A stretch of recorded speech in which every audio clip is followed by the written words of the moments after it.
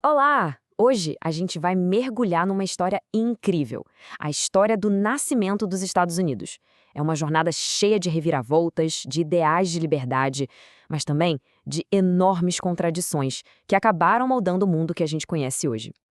Pois é, parece até meio simples demais, né? Mas essa é a grande pergunta. Como é que uma disputa sobre grana e representação lá nas 13 colônias britânicas virou uma guerra total e, no fim, deu origem a uma nação inteira? Vamos entender isso melhor. Bem, toda grande mudança começa com uma faísca, certo?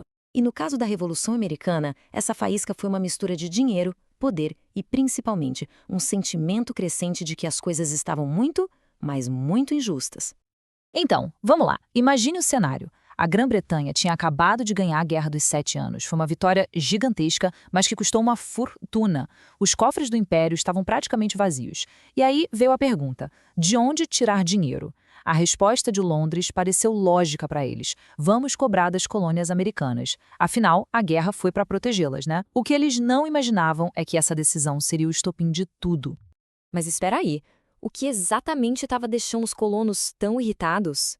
Bom, a lista era grande. Pensa só. Primeiro, eles tinham que bancar um exército britânico o tempo todo por lá, quase como uma força de ocupação. Depois, começaram a surgir impostos sobre tudo o que se possa imaginar, de açúcar a selos de jornal. Para completar, o comércio era todo amarrado para beneficiar só a Inglaterra. E a gota d'água foi perceber que eles não tinham ninguém, nenhuma voz no parlamento britânico para falar por eles. Era uma verdadeira panela de pressão. E toda essa frustração foi resumida de forma genial nessa frase, que virou o grande grito de guerra da Revolução. A ideia era direta e muito poderosa.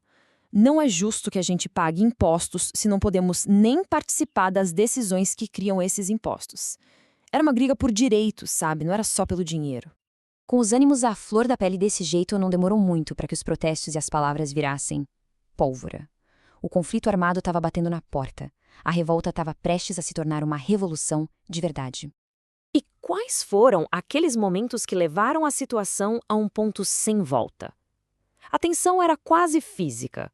Primeiro, teve o que ficou conhecido como o Massacre de Boston, quando soldados britânicos atiraram e mataram civis. Isso gerou uma onda de revolta.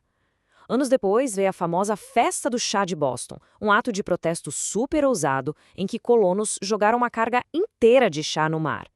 E a resposta britânica foi dura, as chamadas Leis Intoleráveis, que, entre outras coisas, fecharam o porto de Boston. Daí em diante, não tinha mais conversa. A guerra era o único caminho.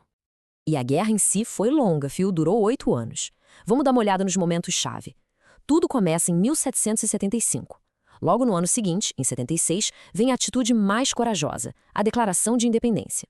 O ponto de virada mesmo acontece em 1777, na Batalha de Saratoga. Essa vitória foi tão importante que convenceu a França a entrar na guerra do lado dos americanos. E isso mudou tudo. Por fim, em 1783, o Tratado de Paris oficializa a vitória e o nascimento dos Estados Unidos como uma nação independente. E é fundamental a gente lembrar do custo humano disso tudo. A estimativa é que cerca de 80 mil pessoas morreram durante a guerra. A liberdade, como se vê, teve um preço altíssimo. Só que essa revolução não foi feita só na base da bala, não. Ela foi movida por ideias, por palavras muito poderosas que inspiraram as pessoas a arriscar tudo por um novo tipo de nação. Mas quem eram as mentes por trás disso tudo? Quem foram os caras que transformaram essa ideia em realidade? Bom, aqui estão alguns dos principais. George Washington, o general que liderou um exército meio improvisado contra o maior império do planeta. Thomas Jefferson, que com sua caneta escreveu as palavras que definiram a nação. Benjamin Franklin, o diplomata genial que conseguiu o apoio fundamental da França. E John Adams, a voz que não se calava no Congresso, defendendo a independência com unhas e dentes. E aqui está a parte mais forte do documento escrito pelo Jefferson. Essa frase é basicamente a certidão de nascimento dos Estados Unidos. Ela não está só pedindo para sair, ela está afirmando que eles são e têm o direito de ser livres. É o rompimento definitivo, preto no branco. Então, o ponto principal aqui é este. A Revolução Americana foi a primeira vez que uma colônia conseguiu se livrar do domínio europeu e criar uma nação baseada em ideais republicanos, ou seja, um governo que, em teoria, viria do povo e não de um rei. Isso foi um terremoto político. As ondas de choque inspiraram movimentos de independência no mundo todo. Mas a história nunca é tão simples assim, né? Essa nova nação já nasceu com uma contradição gigantesca, uma ferida aberta que iria assombrar o país por muito, muito tempo. E aqui a gente chega na pergunta mais difícil. A Declaração de Independência diz com todas as letras que todos os homens são criados iguais. Mas enquanto isso era escrito, quase 700 mil pessoas eram escravizadas nessas mesmas colônias. Como é que se explica isso? Como conciliar um ideal tão bonito com uma realidade tão brutal? É exatamente essa divisão. De um lado, você tem o ideal, as palavras sobre liberdade e igualdade para todos. Do outro, a realidade nua e crua. Uma economia, principalmente nos estados do Sul, que dependia completamente do trabalho forçado de pessoas escravizadas. A liberdade política que eles tanto buscaram, claramente, não valia para todo mundo. E o pior é que essa contradição foi parar na lei, na própria Constituição. Para conseguir unir o país, eles fizeram um acordo bizarro e terrível, a cláusula dos 3/5. Basicamente, na hora de contar a população de cada estado para definir o número de representantes no Congresso, os estados do Sul queriam que os escravizados contassem. Não para dar direitos a eles, claro, mas para aumentar o poder político do Sul. O acordo foi que cada pessoa escravizada seria contada como 3/5 de uma pessoa livre. Na prática, isso deu um poder desproporcional aos estados escravistas por décadas, um poder que eles usaram para proteger a escravidão. E é importante saber que nem todo mundo engoliu essa história na época. Essa citação aqui, de um dos políticos daquele tempo, o governor Morris, mostra bem a revolta que isso causou. Ele aponta direto para a hipocrisia de um governo que dizia proteger os direitos da humanidade, mas ao mesmo tempo dava mais poder justamente para quem praticava o crime da escravidão. Depois da independência, os Estados Unidos não pararam quietos. A nação começou uma expansão gigantesca em direção ao oeste.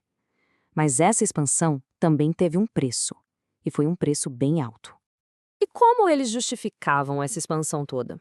Com uma ideia muito forte chamada Destino Manifesto. Eles acreditavam que era o destino óbvio, quase uma ordem de Deus, que os Estados Unidos ocupassem todo o continente, de um oceano ao outro. Era uma mistura perigosa de nacionalismo com um sentimento de superioridade. Mas o que levou tanta gente a se aventurar nessa marcha para o oeste? Foram vários fatores. Tinha a promessa de terra barata e fértil, a febre da corrida do ouro na Califórnia, a construção das ferrovias que tornaram a viagem possível e, claro, as leis do governo que praticamente davam terra para quem quisesse se mudar e cultivar. Só que essa história não é nada bonita.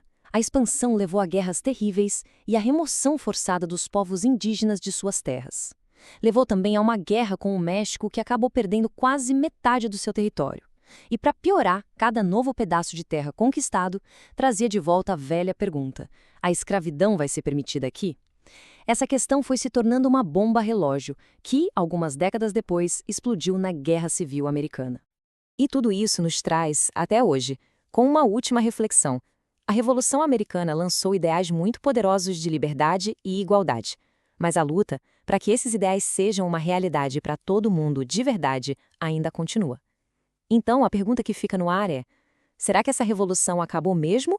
Ou a briga por esses ideais é um processo que nunca termina? Fica aí para a gente pensar.